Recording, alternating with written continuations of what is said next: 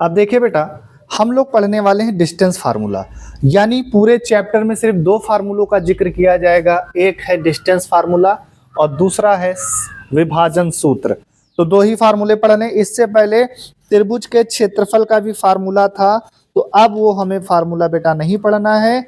तो सिर्फ हमें दो ही फार्मूलों पे बात करना है। एक तो सेक्शन फार्मूला है विभाजन सूत्र, और जो पहला वाला है वो है डिस्टेंस फार्मूला यानी दूरी सूत्र। तो दूरी सूत्र कैसे बना, इस बात पे भी थोड़ा सा नजर हम लोग डालेंगे कि आखिर वास्तव में दूरी सूत्र बना कैसे। तो सबसे पहले इसको बनाने के लिए आपको दो अक्ष खींचने होंगे। एक आपको एक्स अक्ष लेना है और दूसरा बेटा आपको वाई अक्ष लेना है। ठीक है, एक एक्स अक्ष है और एक वाई अक्ष है। और यहाँ पर सपोज करिए आपने एक लाइन ले लिया है डिस्टेंस पी और क्यू। एक बिंदु आपने यहाँ पर माना है ये क्यू बिंदु है और यहाँ पर ये पी बिंदु है। और यहां से ध्यान से देखिएगा, इसके निर्देशांक जो हैं x1 है, y1 है, और इसके निर्देशांक x2 और y2। ठीक है, अब यहां पर याद रखिएगा, यानी ये x बिंदु है तो इसका ये मूल बिंदु है, इसको मूल बिंदु मान लेते हैं। तो सपोज करिए इसके निर्देशांक निकालने के लिए, जैसे सपोज करिए ग्राफ आपको हम बता रहे हैं, यहाँ पे लिखा है 2,4। तो 2,4 का मतलब है कि आपको बेटा x पर कितना चलना है, 2 कदम चलना है, y पे कितना कदम चलना है, सर 4 कदम चलना है, आपको वो बिंदु मिल जाएगा। ठीक है, इसी तरीके से जब यहाँ पर बेटा क्या है x डैश और y डैश है, तो मतलब इसका है कि x ये x एक्सिस है और ये बेटा y एक्सिस है। मतलब x एक्सिस पे कितना दूरी चलना है, x दूरी चलना है, मतलब हमें ये पॉइंट मिल जाएगा, ये पॉइंट मिल जाएगा। तो ये पॉइंट इसका x1 हो जाएगा और यहाँ से यहाँ तक की डिस्टेंस कितनी हो जाएगी, x1 हो जाएगी। y पे कितना चलना है, तो y पे y1 दूरी चलना है, तो ये मान लीजिए y एक्सिस है, तो ये y एक्सिस पर ये वाली दूरी, तो यहाँ पर इसका बिंदु y1 हो जाएगा। तो यहाँ से यहाँ तक की दूरी कितनी हो जाएगी, y1 हो जाएगी। क्लियर है? जब इसके लिए बनाएंगे तो मूल बिंदु से कितनी दूरी पे चलना है, x दूरी चलना है, x2। तो मान लीजिए इसको इस तरह से मिलाएंगे आप, तो ये हमारे पास बेटा ये इसका डिस्टेंस फार्मूला क्या हो जाएगा, x2। और तब उस कंडीशन में यहां से यहां तक की डिस्टेंस कितनी हो जाएगी, x2 हो जाएगी, यानी इस पॉइंट तक डिस्टेंस x2 हो गई। y एक्सिस पे कितना जाना, y2 जाना। तो मान लीजिए यहां से इसको मैं थोड़ा सा ऊपर लिख देता हूं, ये क्यों x2 है और y2 है, तो अगर इसको हम मिलाएंगे तो ये डिस्टेंस फार्मूला बनेगा। तो यहाँ पर ये इसका बिंदु y2 हो जाएगा और यहां तक आप चलेंगे तो इसकी दूरी आ जाएगी आपके पास y2। ये दूरी क्या है इसकी, y2 है। ठीक है, अब यहां पर सोचो जरा, अगर मुझे ये डिस्टेंस निकालनी हो, ये डिस्टेंस बेटा, ये डिस्टेंस, तो मैं क्या करूंगा, इतनी डिस्टेंस निकालने के लिए टोटल में से इसको माइनस कर दूंगा कि नहीं कर दूंगा, क्योंकि इसकी जरूरत पड़ेगी इसलिए निकाल लो।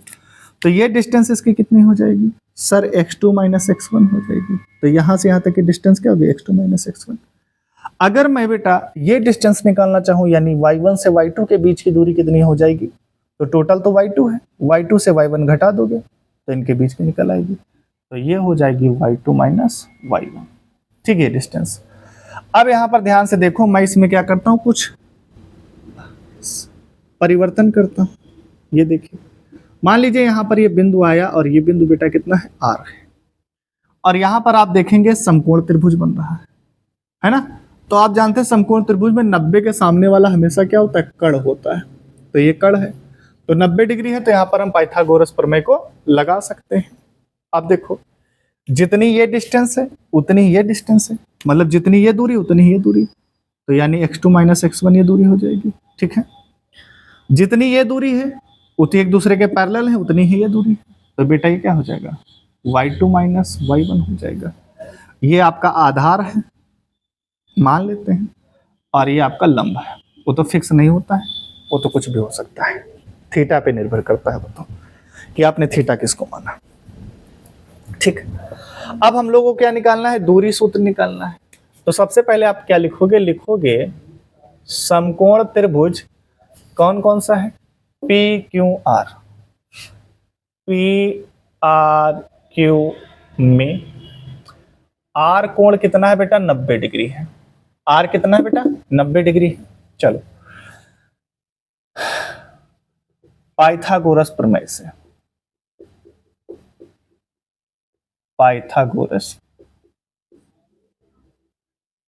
प्रमेय से। तो ये क्या हो गया, पाइथागोरस प्रमेय। तो अब हम यहाँ पर बेटा क्या लगाएंगे, पाइथागोरस प्रमेय लगाएंगे। तो पाइथागोरस प्रमेय से बेटा अब हम लोग क्या करेंगे, सबसे पहले देखिए पाइथागोरस प्रमेय होती क्या है। सबसे बड़ी भुजा का स्क्वायर आप लोगों ने पढ़ रखा है, नहीं पढ़ा तो आज जान लीजिए। कर्ण स्क्वायर बराबर आधार स्क्वायर और प्लस बेटा क्या होता है, लंब स्क्वायर होता है। ठीक है, अब यहाँ पर कर्ण कितना है, 90 के सामने वाला कर्ण होता तो कर्ण आपका पी क्यू हो जाएगा। तो यहाँ पर आपका कर्ण बेटा क्या है, पी क्यू बराबर आधार बेटा आपका क्या है, पी आर है। तो आधार आपका हो जाएगा पी आर का स्क्वायर प्लस लंब बेटा आपका है क्यू आर। तो आपका लंब कितना हो जाएगा, क्यू आर। ठीक है, पी आर की वैल्यू कितनी है सर, पी से आर की दूरी कितनी है, वैल्यू x2 - x1 है, प्लस स्क्वायर लगाओ इस पे। और क्यू आर की वैल्यू कितनी है, y2 - y1 है, इस पर स्क्वायर लग गया। तो ये पी क्यू का स्क्वायर, तो पी क्यू बराबर क्या हो जाएगा, √x2 - x1 का स्क्वायर और प्लस y2 - y1 का स्क्वायर, ये बन गया। तो यहाँ पर ये दूरी का बेटा ये फार्मूला आपको मिलता हुआ दिखाई देता है। ये फार्मूला याद रखना है, या आप इसको ऐसा भी लिख सकते हो, कोई फर्क नहीं पड़ता है, खास क्या पड़ता ही नहीं है। आप इसको ऐसा भी लिख सकते हो, x1 - x2 का स्क्वायर प्लस y1 - y2 का स्क्वायर। तो अगर हम बात करेंगे, अगर पूरे चैप्टर यानी पूरी मैथमेटिक्स की अगर हम बात करें, तो सबसे इजी जो एक्सरसाइज हमको पड़ती है वो यही इजी, हालांकि है तो सब इजी, पर ये सबसे ज़्यादा इजी पड़ती है। तो ये दूरी सूत्र हो गया। इसके बाद हम लोग जब नेक्स्ट एक्सरसाइज शुरू करेंगे तो वहां पर हम लोग सेक्शन फार्मूला पढ़ेंगे। ठीक है।